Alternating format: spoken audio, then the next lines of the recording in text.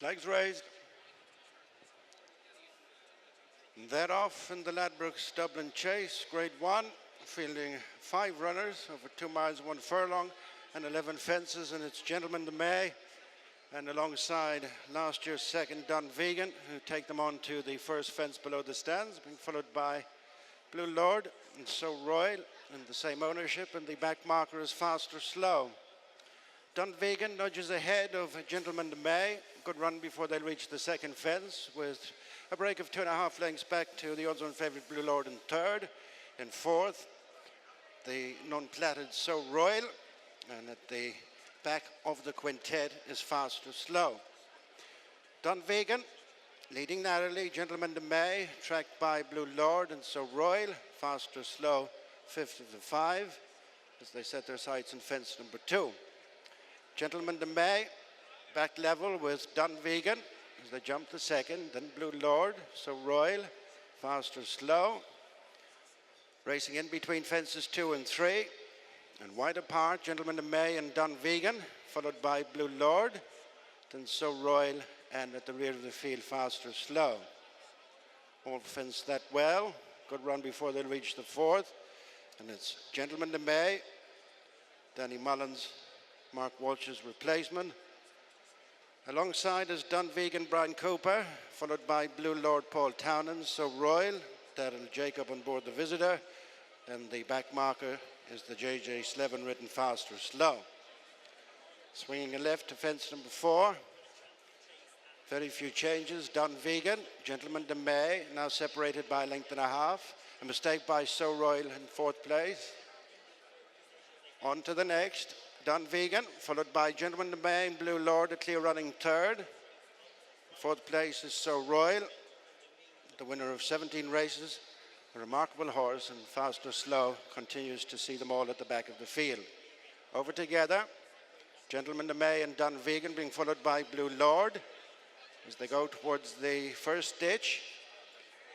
They've passed the halfway stage in the Grade 1 Ladbrokes Dublin Chase. Gentleman De Mee and Dunvegan continuing to mix it up front, followed by Blue Lord, who took us by surprise here at Christmas when very, very good in the Paddy Rewards Club Chase.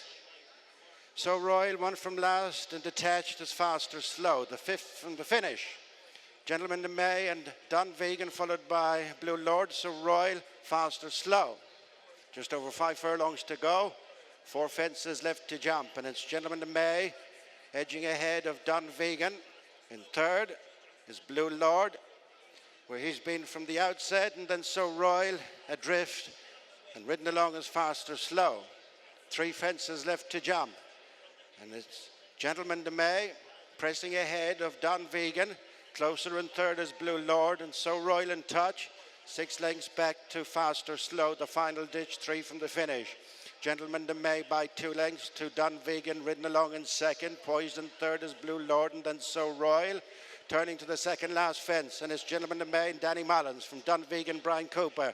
Going between them, Blue Lord and Paul Townend, who was a little hesitant in 3rd, and then So Royal well clear of Fast or Slow. But it's Gentleman De Mee, has them off it in behind as they run the home turn. 1 fence left to jump, and it's Gentleman De Mee straightening up for the final fence, followed in by Blue Lord, who's now getting a reminder, followed by a quick second one, and then So Royal and Dunvegan. But it's Gentleman De Mee kicking on as they come towards the final fence. It's Gentleman De Mee and Danny Mullins over the last from Blue Lord. So Royal and Dunvegan well clear of Fast or Slow, but it's Gentleman De Mee out in front of Blue Lord, and in 3rd place is So Royal, but it's Gentleman De Mee pulling well clear. Blue Lord has run lifeless as Gentleman De Mee puts up a career best performance in the Ladbrokes Dublin Chase.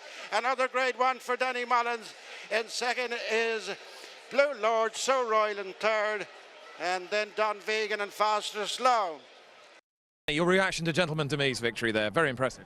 Yeah, unbelievable. Shock for me in the case, I suppose, that I didn't know I was going to be riding him. But look, the way he beat Edwardstone in Aintree last year, the horse has that engine within him. So nice to see him getting back to that.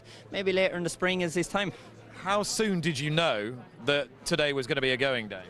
The way I was jumping all the way down the back straight, is exactly what you want from a 2-miler. Really attacking, making ground, able to fill his lungs after every fence.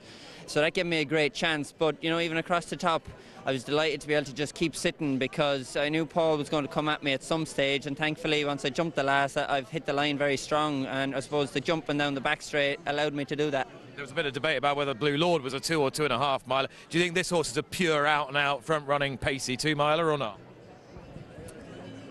The way he's gone mature early in a race, who knows as the ground gets better later in the spring. He could have options. It's good at 2, that'll do me for the moment anyway. Mark Walsh would probably rob him back off me the next day. I'm sure you cast a thought toward Mark Walsh. Did you chat to him after that? Haven't been chatting to him. I've heard he's sore, but nothing serious. He got a nice kick and he was upsides me, so you know, credit to him. He's done all the hard work with this horse to make it easy for me today. What are you expecting in this race on Egality, man? Hopefully if he gets back to his best we'll be involved. I better run, the trainer will be giving out to me. Sorry. Well done. Thank you. Subscribe to Racing TV's YouTube channel now to watch more great races like this.